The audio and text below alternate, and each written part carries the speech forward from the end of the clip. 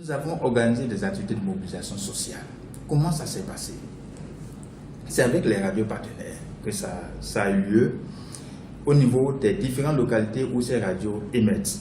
C'est des journées de mobilisation radiophonique où nous avons décidé de déloger les auditeurs de leur maison pour venir eux-mêmes directement sur les plateaux de la radio, d'accord, au dehors dans la cour de la radio, et toute la population environnante était venue et intervenait directement à la radio. Et par zone, nous avons choisi une thématique par rapport aux réalités en cours au niveau de ces différentes zones-là. Il y a des zones chez nous où, par exemple, c'est le problème des grossesses précoces au niveau de la couche juvénile qui se pose. Alors, c'est la thématique sur la santé sexuelle et reproductive des adolescents et jeunes qui a été abordée, avec toutes les émissions qui se collent à ça. Il y a d'autres zones où c'est l'aspect genre, où les femmes continuent d'être maltraitées, continuent d'être marginalisées. Alors, ce sont les thématiques qui sont un peu plus relatives à l'aspect genre qui ont été abordées. Par contre, il y a d'autres où c'est la procréation, la forte procréation qui continue de sévir. Et là, c'est la planification familiale pure et dure que nous avons abordée. Alors, comment ça s'est passé? Nous avons déjà fait ce travail dans 3 radios partenaires sur les 4 dont nous disposons. Et dès le matin, les populations commençaient par affluer au niveau de ces radios. Et les différentes émissions qui ont été élaborées par les radios partenaires au cours des différentes sessions de formation, ces émissions sont régulièrement passées sur l'antenne.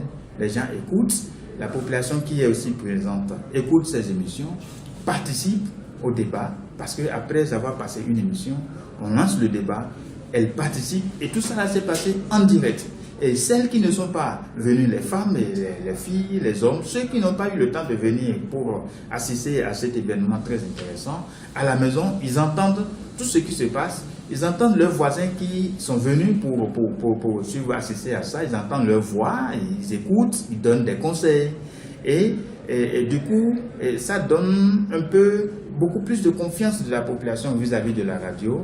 Et ça permet aussi aux femmes, parce que nous avons invité aussi des leaders religieux, des musulmans, des chrétiens, des pasteurs chrétiens, des imams, qui interviennent directement.